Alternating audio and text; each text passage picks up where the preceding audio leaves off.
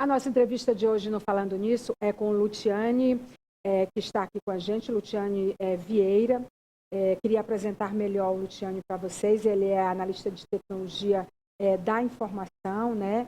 É professor desde 2001, já atuou nas áreas de ensino básico, superior, pós-graduação, portanto tem bastante experiência nesses ambientes acadêmicos ou escolares. É analista de tecnologia da informação de uma área importante de banco de dados do Hospital Universitário da Universidade Federal do Piauí. É professor universitário na área de engenharia de software, entusiasta de tecnologias aliadas ao bem e também gosta de temas e entende sobre internet das coisas e inteligência artificial, que a gente tem abordado bastante aqui no nosso programa. Ele também é pai do João Vitor, que ele diz que é o maior professor dele na vida, e a gente entende quando ele fala isso, né? Os filhos são mesmo. Por que eu resolvi convidar o Luciane Vieira ao nosso programa? A gente começa a perceber que não só pelas fake news, que já tem campanhas gigantes alertando sobre isso, e mesmo assim, com resultado que não escala ainda muito positivamente alguns dados, as fake news continuam reinando, mas a gente já está alerta, né? Nós já estamos alertas em relação a isso, mas principalmente sobre o poder do algoritmo. Eu liguei para o Luciane e falei, Luciane, será que o jovem, o aluno de uma escola, nós de maneira geral, mas particularmente dentro do contexto de ataques a escolas no Brasil, será que eles sabem quando uma notícia é postada aleatoriamente, ou voluntariamente, ou compartilhada, ou escancarada, que ele faz parte, ele entra imediatamente numa rede que é uma rede global, para o bem e para o mal, quando ele fica à mercê de um algoritmo que é muito danoso, e ele pode se tornar um soldado, uma mula, ou colocar o que ele está postando, muitas vezes sem pensar, a serviço de um crime que é muito organizado e que é muito perigoso. Aí, a partir dessa pergunta, eu e o Luciane começamos a conversar, e aí ele me trouxe com muita clareza vários aspectos que a gente tem que considerar. Queria dar as boas-vindas a você. Obrigada por estar aqui e dividir com a gente o que você sabe da sua experiência como profissional, como pai também, né? Que definitivamente não está separado do profissional. E dizer o que você acha importante a gente abordar nesse contexto. Bom, o principal que você tem que abordar é saber o que você está postando.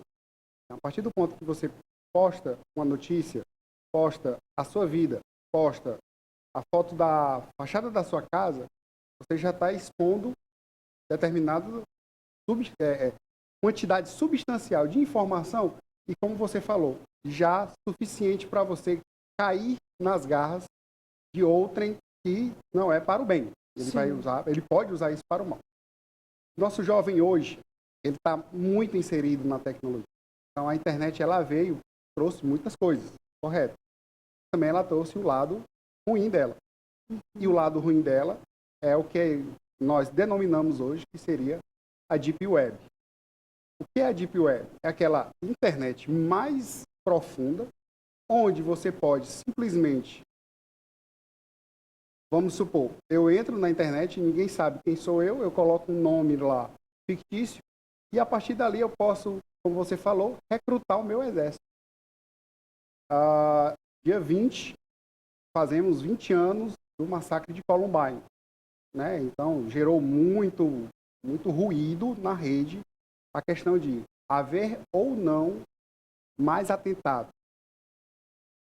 No Brasil, esses atentados, eles começaram a ter um crescimento maior a partir de 2009, se não me engano. E nas investigações foi visto que os praticantes desses atentados eram seguidores daqueles dois praticantes lá de Columbine. Hoje eles são vistos como heróis por esse pessoal que está dentro da internet recrutando. Existem fanfics baseados nisso. Os internautas que colocam isso como sendo heróis e tudo mais, fazem tatuagens sobre eles, fazem tatuagens de coração. Eles gostam de vitrine, de atenção, são vaidosos. Então, a partir do momento que ele coloca uma palavrinha sobre atentado, terrorismo, Columbine, ou professora, faca, alguma coisa do gênero, o algoritmo dele, do ladrãozinho lá que está lhe esperando, ele vai lhe encontrar. E a partir daí ele já vai lhe chamar. E geralmente quem é? É aquele jovem que está sofrendo como aqueles dois sofreram. Ou ele está sofrendo bullying, ou ele está passando por dificuldade. E aquela dificuldade ele não consegue exprimir. Então ele está reprimindo um sentimento onde ele caiu na rede de quem está perguntando. Ah, isso já aconteceu comigo. Ah, isso, eu sei, eu lhe entendo, como eu sei o que você está passando. Então é a partir daí que ele captura o soldado dele, como você mesmo denominou. Agora, é muito interessante porque, assim, antes o que acontecia só na Deep Web, que é essa internet profunda, que não tem lei, não tem regra, onde acontecem crimes na área do financeiro, onde acontece pedofilia, onde acontece as coisas inimagináveis. Não tem como a gente elencar aqui o que acontece na Deep Web. A gente vê as redes sociais, que são essas redes abertas que a gente usa, abraçando discursos extremistas, postagens aleatórias, a partir de mapeamento através de algoritmos, a partir do momento em que alguém posta por brincadeira, ou reposta, ou posta querendo, sendo verdadeiro, mas não tendo noção da dimensão do que está sendo feito, o algoritmo traz isso. Aí a gente tem redes como Twitter, que mesmo tendo divulgado o algoritmo, a gente ficou bem feliz quando o Musk fez aquilo, mas ele demitiu, a exemplo das gigantes da tecnologia, muita gente, e não tem mais os moderadores de conteúdo. A gente tem o Discord, que eu quero que você fale mais detalhadamente sobre ele. A gente tem o Telegram, que foi usado para tutoriais e mobilização de pessoas para o 8 de janeiro em Brasília, e outras redes, que é praticamente uma deep web nessas redes abertas. O que a gente está vivendo e como a gente explicar isso para esse jovem, para ele não vacilar, ele não cometer o deslize de achar que é só uma bobagem e que ele não vai ser capturado e ser integrado a essa coisa que é global, que é gigante, do discurso de extremismo, de violência, e que encontra hoje abrigo nessas redes e fora das redes também. Qual é o preço disso? Bom, falando primeiramente... É muita coisa, né? Foi muita pergunta, foi muita coisa numa pergunta só, então vamos lá. Primeiramente, falando das redes. Uma das redes mais usadas hoje é o Instagram. Então, o Instagram foi aquela... Vamos dizer que o Instagram é a casa da blogueirinha e do blogueirinho. Só que o Instagram, ele mudou, devido a uma solicitação da justiça, completamente o seu algoritmo. O Instagram hoje, ele pega fotos e ele pega palavras. Então, hoje você, para falar uma palavra pejorativa ou para falar uma palavra que é pega pelo algoritmo, você está trocando palavras por letras. Letras por números. Então, se você vai falar de morte, você troca o E final por um 3, às vezes o algoritmo deixa passar aquela morte. Você vai falar sobre práticas no corpo, automutilação, então aquela postagem ela já é automaticamente deletada. Então ela não vai ser postada. Só que as outras redes sociais não fazem isso. Então nós temos hoje, falando do Twitter, o Twitter você consegue fazer postagens e, digamos assim, a pessoa que quer ser um hater, a casa dele é o Twitter. Por quê? Porque a pessoa que vai para a internet para justamente falar mal, atacar, enfim, fazer como diz o próprio nome do outro, fazer a discórdia acontecer, ele está lá no Twitter. Então, se você Maia, você quer adquirir fãs, você vai para o Instagram. Você quer adquirir haters, você vai para o Twitter. Não basta você twittar que um segundo depois já tem alguém falando. Ou bem ou mal, ele está lhe atacando lá. Sim. A maioria é mal. Ele vai lhe criticar. É um desejo, como diz um grande filósofo, que é o Mário Sérgio Cortella, ele diz que o ser humano ele tem um desejo, por si só, inerente, da predação. Então, nós somos predadores. Então, existe a predação em cima disso. Então, você não gosta daquilo que foi falado, você já ataca, você não critica. Você faz um ataque. E esse ataque, muitas vezes, pode sair caro. Sobre o jovem se sentir. Aí o jovem recebeu um ataque na rede. No desenho, Detona Ralph, existe uma parte do desenho que ele vira blogueiro. Ele cria um canal do YouTube postando tudo. E tem uma coisa interessante que ele diz lá, não leia os comentários. E na hora que o Ralph lê os comentários, ele achava que era o Detona Ralph. E quando ele viu que os comentários eram detonando ele começou a entrar em depressão, ele viu que aquilo que ele fazia não era realmente o que os outros gostavam, de destruir tudo. Então aquilo ali já é uma lição dentro de um desenho animado, que muitas vezes não é captado pela criança. E que nem está nas entrelinhas, é escancarado. Exatamente. Então, o comentário do YouTube, ele não é moderado. Outro, você não falou Pinterest. Sim. Nós temos o Pinterest, temos fotos, tudo mais, você vai guardando, fazendo coleções. Às vezes, as coleções que você faz já são suficientes para alguém determinar o seu perfil e dizer, esse aqui é o próximo que vai ali Como no chat GPT, dependendo do que você pesquisa, você vai ser mapeado. Exatamente. Então, esse aqui vai ser o meu próximo paqueador de colégio. Então, Ricardo, deixa eu falar. A falta de moderação e de legislação, né? No Brasil houve uma tentativa, você já volta para as redes, mas só lembrando que o Brasil baixou uma portaria. A primeira vez que a gente discutiu a internet foi no Marco Civil da Internet. Né? Correto. Aí a gente começou a ter alguns processos em relação às redes. A própria Meta, que é o WhatsApp, Facebook e Instagram, quando se trata de redes, porque ele é muito mais do que isso, ele trabalha com inteligência artificial e tem outras frentes, como o próprio metaverso, eles levaram alguns golpes que não foram duros diante do que eles fizeram em relação às eleições dos Estados Unidos, no Brasil, etc, etc. Mas eles começaram a admitir que podiam ser legislados a partir dos países. E eles responderam a alguns processos. Mas uma portaria como que se está fazendo hoje, do executivo, ela não vai ter poder sobre essas redes sociais se não passar pelo judiciário. Né? E existe a partir de maio, se eu não me engano, é maio agora, ou é maio do ano que vem, mas eu posso até depois lhe informar, que vai ser proibido as redes sociais, está sendo discutido, redes sociais para menores de 18 anos. Em alguns países já tem. Que já tem. Então, aqui no Brasil está se pensando nisso, as redes sociais seriam proibidas para menores de 18 anos, a não ser com a permissão estrita do pai, com o perfil do pai atrelado ao perfil do filho. Então, o pai ele teria o conhecimento do que o filho visita e do que o filho posta. Sim. Aí nós entramos na outra seara. Até onde vai a privacidade do meu filho? Nós não trabalhamos privacidade. Nós trabalhamos segurança. Essa é a segurança.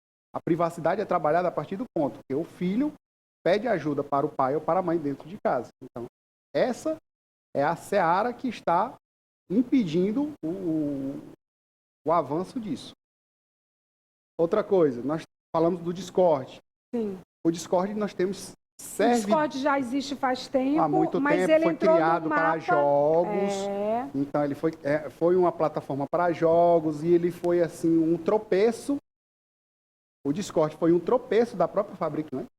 Ela não fez o Discord para aquilo, ela fez o Discord para trabalhar os games. Então os jogadores eles compartilhavam tela e ficavam compartilhando áudio. E a partir daí foram criando servidores particulares dentro de outros servidores.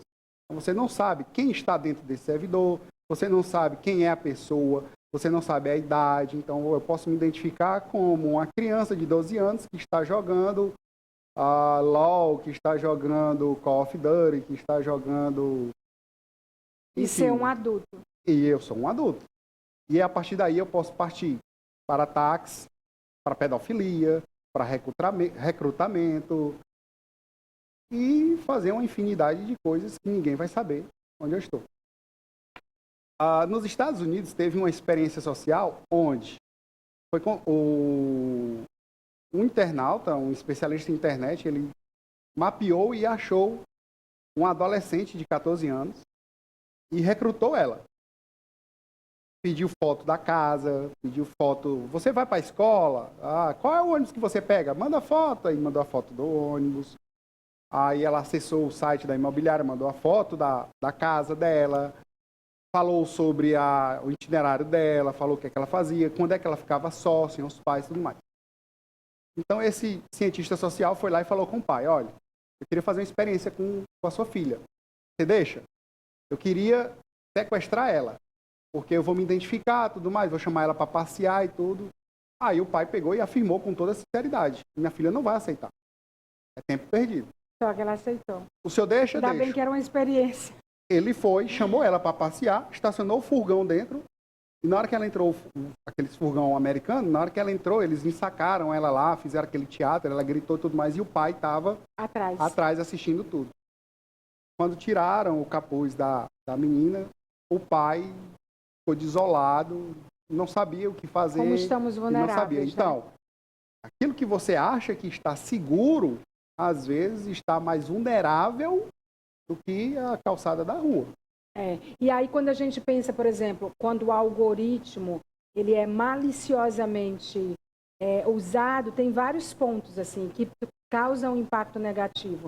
Os algoritmos podem ser treinados com dados tendenciosos, né? Que é a questão da discriminação, levando a discussões discriminatórias em relação a determinadas pessoas ou grupos.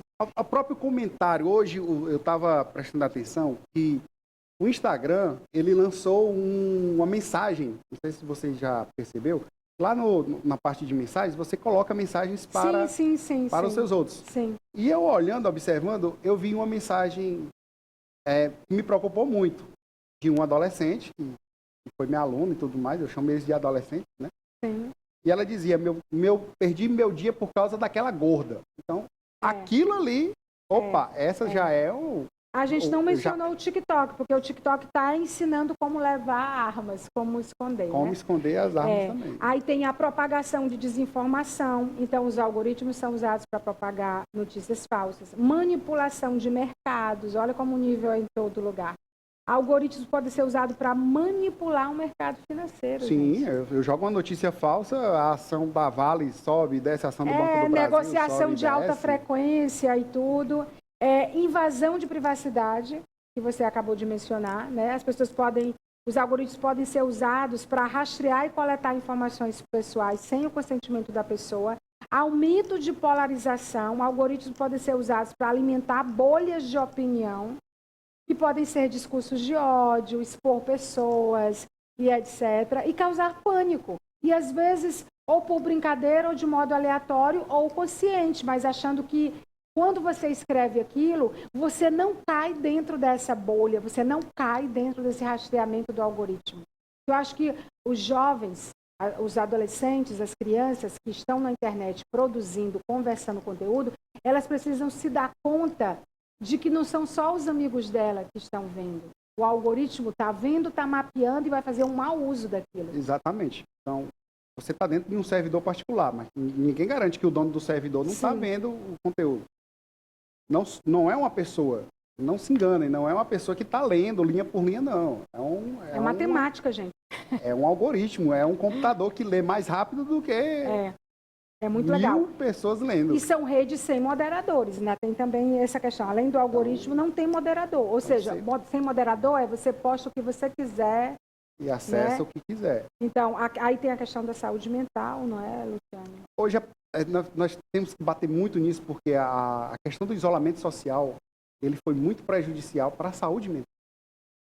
O refúgio do ser humano foi dentro da internet, foi dentro da rede social. Queira ou não, todos foram para lá. Todo mundo foi para lá.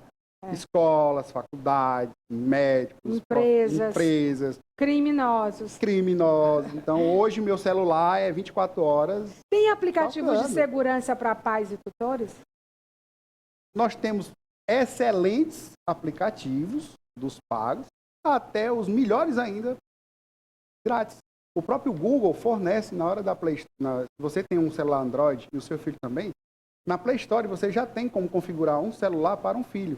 E a sua conta do Google fica vinculada à do seu filho. Então você sabe aonde ele está, você consegue ouvir o que é que está ao redor dele, você consegue saber o que foi que ele abriu, qual foi o aplicativo, o que foi que ele acessou.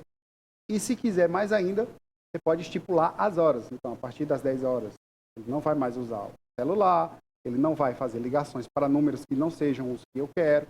E você pode definir isso. Caímos na mesma seara. Privacidade. Até onde vai a privacidade do meu filho? Limite para a privacidade e a segurança. A privacidade do seu filho vai até onde você delimita a segurança dele. E isso vai ser sempre conversado entre você e a criança. Qual é o aplicativo que faz isso tudo? O nome dele, do Google? É o My Family. Eu trouxe até aqui para mostrar. Eu quero ver. Eu vejo daqui e aí o pessoal mostra dali. My Family. Você vai na Apple Store, aí procura My Family, que é a minha família. MY Family.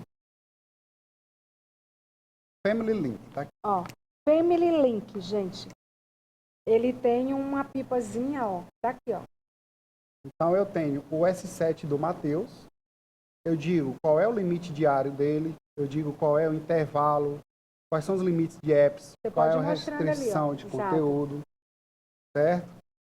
Eu posso fazer as configurações de controle de login de privacidade. Quais os dispositivos.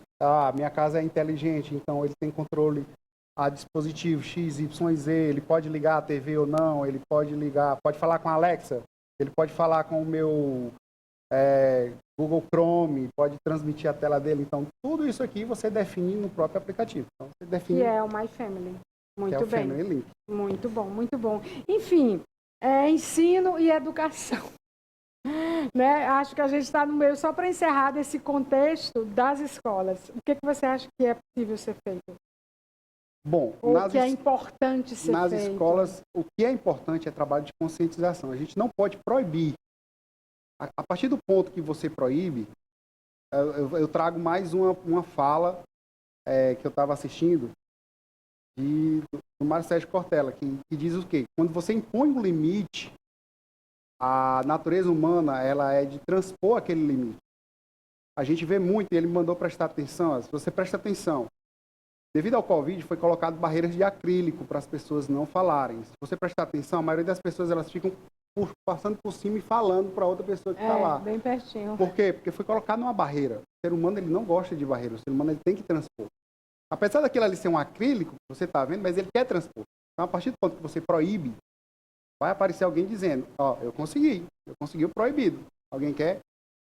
Mas é importante estabelecer o limite. É importante estabelecer limite. Então, eu sou a favor de você estabelece o limite, você diz como é que é o uso. Vamos ensinar como é que se usa. Vamos ensinar como é que se trabalha isso.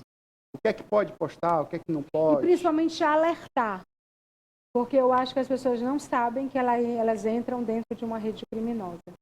Quando postam. Eles acham que estão brincando e jogando. Brincando de terrorismo. E os games eles têm uma capacidade pedagógica muito importante. Eu não demonizo os games, porque os games eles têm várias frentes. Mas como tudo, tem um mau uso e um bom uso. Né? Exatamente. Tem o lado ruim e o lado bom. Que é outro encontro. Então, se você está jogando um jogo, tem uma série americana que mostra a comunicação dos terroristas dentro de um chat, dentro de um jogo. Então, eles faziam a comunicação por dentro do jogo, marcavam os encontros e faziam. Então, não é fictício. É apenas um retrato. É real, gente. Não é. Não é Black Mirror. É real. Luciane, muito obrigada pela entrevista, por ter dividido aí os seus conhecimentos com a gente, as suas dicas, né? E aí a gente vai conversar mais vezes sobre isso, tá bom? Obrigada por ter vindo aqui no Falando Nisso. Que é isso. Vou para o intervalo comercial, agradecer ao Luciane novamente. E no próximo bloco, a gente vai ter aqui essa atriz maravilhosa que está representando no teatro ninguém mais, ninguém menos do que Desi Gonçalves. É a Grace que vai estar aqui com a gente. Não saia daí, até já.